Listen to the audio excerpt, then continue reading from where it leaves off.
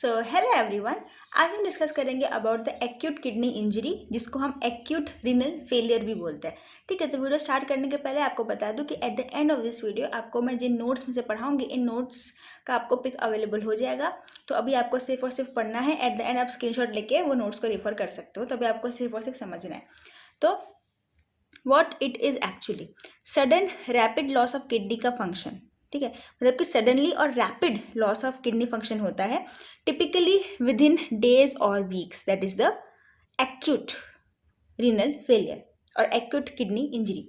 अब इसकी वजह से होता क्या है, किडनी इंजरी हुए, किडनी फेलियर हुआ, वो भी एक्यूट रीनल फेलियर हुआ। एक्यूट का मतलब क्या है, sudden rapid loss of kidney function. उसकी वजह से क्या होगा, क्रिएटिनिन यूरिन एक्यूमुलेशन होगा, फ्लूइड ओवरलोड होगा। अब फ्लूइड ओवरलोड होने की वजह से और दिक्कतें आ सकती है, like pulmonary oedema, hyperkalaemia. Hyperkalaemia that means the increment in the potassium level. उसके वजह से ब्रेडिकार्डिया हो सकता है, उसकी वजह से कंडक्शन ब्लॉक हो सकता है। Even hyperphosphataemia, hypocalcaemia, hyperphosphataemia and hypocalcaemia हो सकता है। एसिडोसिस हो सकता है because of increment in the H+ in the body, कि उसका अच्छे से एक्सक्रीशन नहीं हो पा रहा है of the hydrogen ion. Anaemia हो सकता है which is causing pulmonary oedema because of the fluid overload and bradycardia and conduction block, क्योंकि बिकॉज ऑफ हाइपरकैलेमिया और पोटेशियम इंक्रीमेंट। नाउ बुरी न्यूज़ यहाँ पे ये है कि in the acute kidney failure और acute kidney injury, it is diagnosed when it is 50%।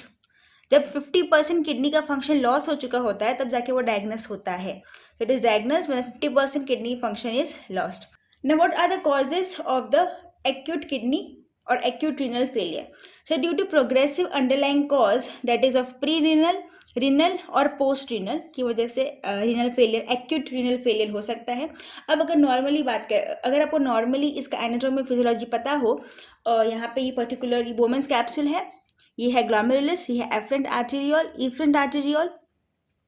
Efferent arterial, ये पर्टिकुलरली जो बोमेंस कैप्सूल है और जो ग्लोमेरुलस है यहाँ पे, वो करते क्या है, एफरेंट आर्टेरियोल से जो ब्लड आता है in the nephrons, in the kidney we can से।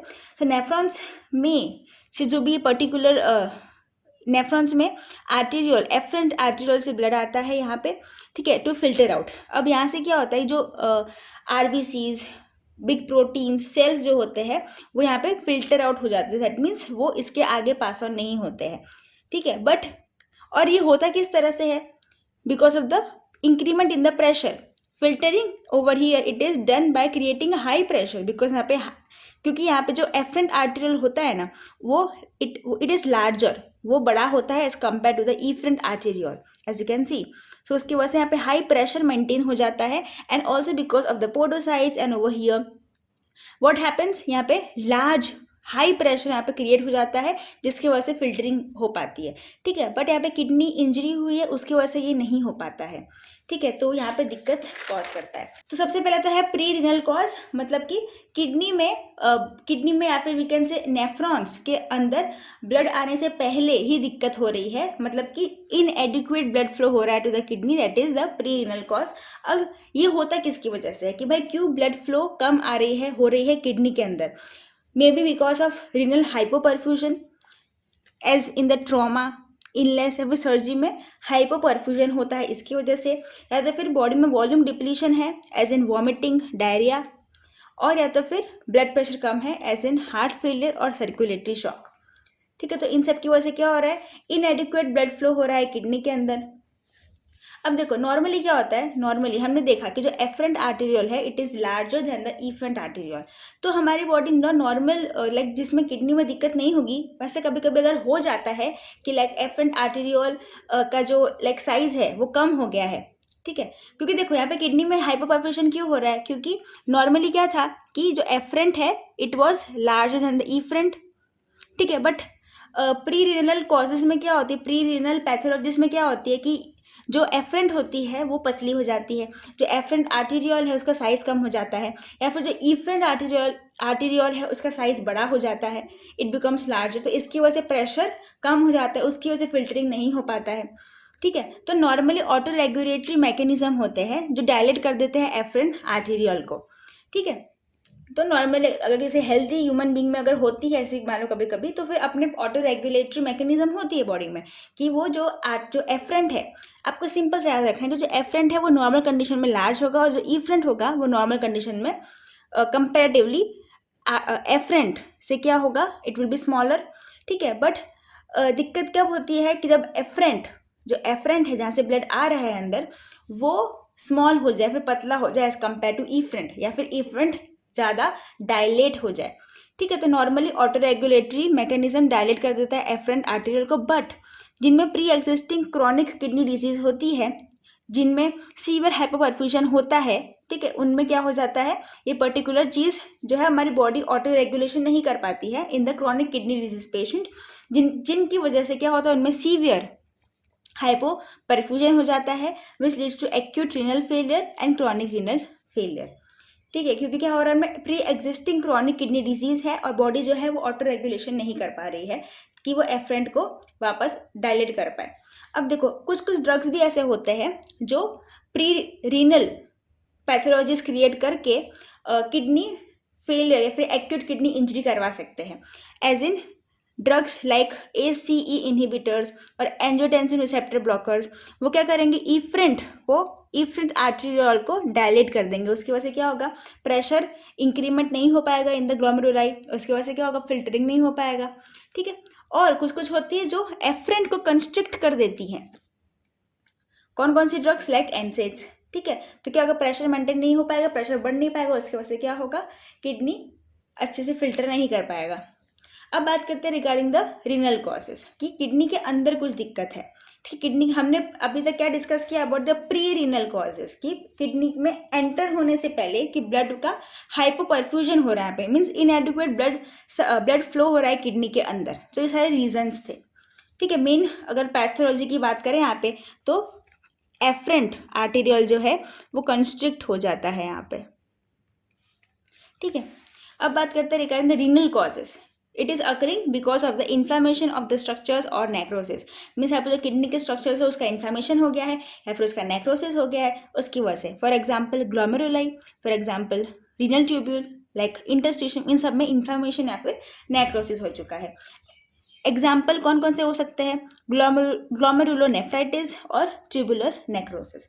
अब बात करते हैं regarding the post renal causes, कि किडनी के लाइक फिल्टरिंग हो गई, ठीक है, अब उसके बाद कोई दिक्कत आ रही है। ठीक है, post renal causes like tubule obstruction, like ureter blockage, as in kidney stone की वजह से क्या हो सकता है, जो यूरेटर है हो सकता है कि उसका ऑब्स्ट्रक्शन हो जाए, उसका ब्लॉकेज हो जाए, या फिर ऐसा भी हो सकता है कि यूरेथ्रल ऑब्स्ट्रक्शन हो जाए, as in the enlarge prostate, जो मेन में होता है, प्रोस्टेट एनलार्जमेंट की वजह से हो सकता है कि यूरेथ्रा जो है ऑब्स्ट्रक्शन हो जाए उसका, तो उसकी वजह से भी पोस्ट रीनल कॉजेस भी हो सकते हैं। ठीक है, अब समटाइम्स कभी कभी क्या होता है कि जो प्री रीनल कॉज होता है उसकी वजह से पोस्ट रीनल कॉज हो सकता है। लाइक मान लो कि वो पेशेंट को प्री रीनल दिक्कत है कि हाइपोपरफ्यूजन, हमने देखा कि प्री रीनल में क्या होता है, because of hypoperfusion, because of the decrement in the blood supply, O2 supply, तो क्या होगा, किडनी में इश्चेमिया होगा। ठीक है, बिकॉज ऑफ द हाइपोपरफ्यूजन ऐसी इन द प्री रीनल कॉज क्या होगा, इश्चेमिया होगा। किसका, रीनल ट्यूब्यूल्स का, क्योंकि यहाँ पे enough amount of blood flow नहीं हो पा रहा है किडनी के अंदर। ठीक है, as we have seen in the pre renal causes कि यहाँ पे क्या होता है, हाइपोपरफ्यूजन होता है।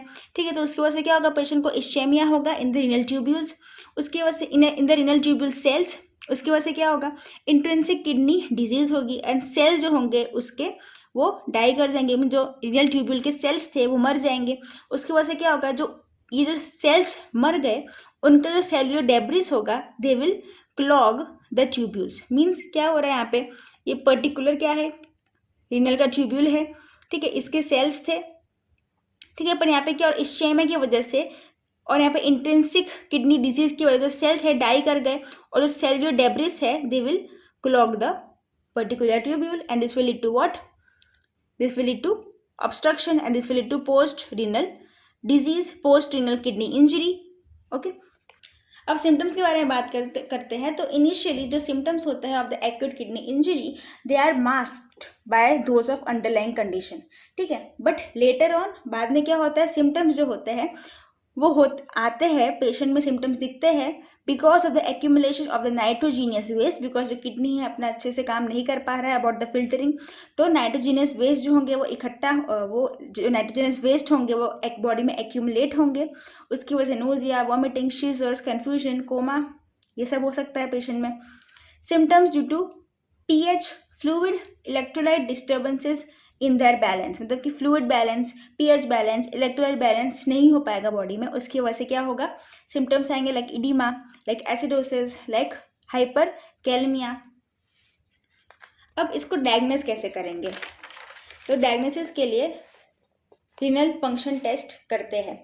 ठीक है, रीनल फंक्शन टेस्ट, इसमें हम क्या चेक करते हैं, serum creatinine level and the urea, BUN, serum electrolytes, urinary segments और यूरिनरी सेडिमेंट्स चेक करते हैं, यूरिन आउटपुट देखते हैं कि कम है कि ज़्यादा है, यूरिन एनालिसिस करते हैं for sodium, urea, protein, creatinine, ultrasound भी कर सकते हैं for checking the post renal blockage. ठीक है, अब देखो ट्रीटमेंट कैसे कर सकते हैं।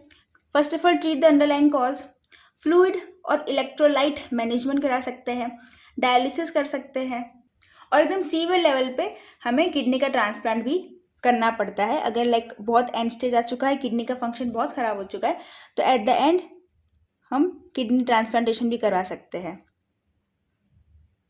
ठीक है, so this was about the acute kidney injury, बहुत डिफिकल्ट नहीं है ये। अब मैं आपको इसके नोट्स प्रोवाइड कर दूंगी।